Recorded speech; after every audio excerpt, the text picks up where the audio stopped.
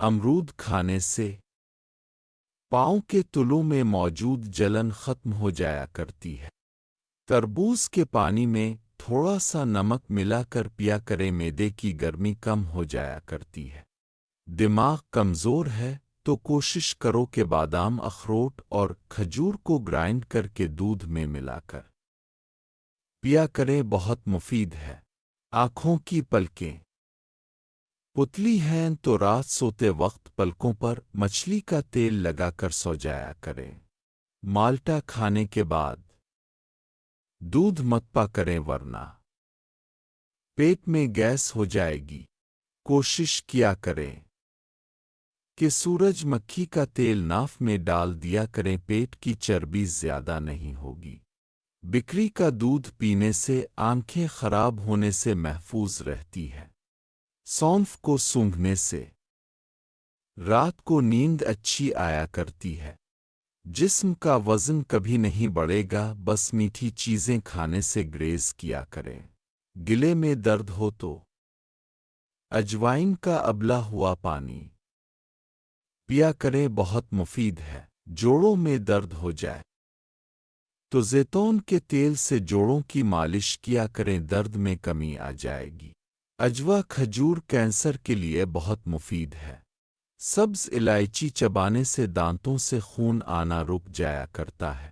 سر میں درد کا مسئلہ ہو تو کوشش کرو کہ کدو کا پیسٹ ماتھے پر لیپ کر دیں، درد سے آرام آ جائے گا۔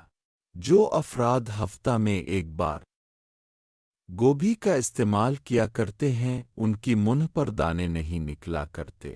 زیادہ چائے پینا معدے میں زیادہ گرمی کا سبب بنا کرتی ہے، اس لیے زیادہ چائے پینے سے گریز کیا کریں۔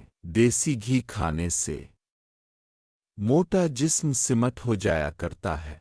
انڈے کے چھلکے کو باریک پیس کر دانتوں پر مسلنے سے دانتوں سے پیلا پن ختم ہو جایا کرتا ہے۔ بواسیر کا جڑ سے خاتمہ چاہتے ہو تو گوبھی کے پتوں کو چبایا کریں۔ چہرے پر چھائیوں کو ختم کرنا چاہتے ہو تو انڈے کی سفیدی سے چہرے کا مساج کیا کریں۔ چہرے سے چھائیاں ختم ہو جائیں گی اور چہرہ خوبصورت ہو جائے گا۔ کبوتر کے گوشت کو بھون کر کھانے سے بچھوں کا زہر اثر نہیں کیا کرتا۔ کھانا کھانے کے بعد گڑ کھایا کریں، فالج سے محفوظ رہو گے۔ خالی پیٹ شہد چاٹنے سے آنکھوں کی بینائی تیز ہو جائے کرتی ہے۔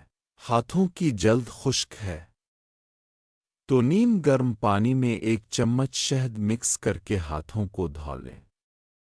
ہاتھوں کی خشکی دور ہو جایا کرتی ہے۔ بلغم کا مسئلہ ہو یا پھر کھانسی کا ہو تو کوشش کرو کہ بادام اور چکنائی والی چیزیں کھانے سے گریز کیا کریں۔ مثانے میں جلن ہونے لگے تو لیموں والا پانی پیا کریں، جلن کے لیے بہت مفید ہے۔ سر کو چکر آتے رہتے ہیں تو کھیرا کھایا کریں، بہت مفید ہے۔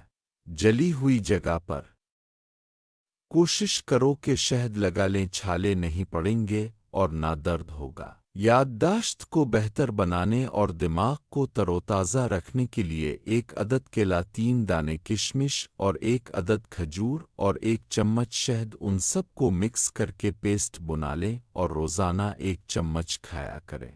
اس کے علاوہ اگر اب نفس جلدی نیچے نہیں لٹکے گا، جسمانی بے چینی دور ہو جایا کرتی ہے۔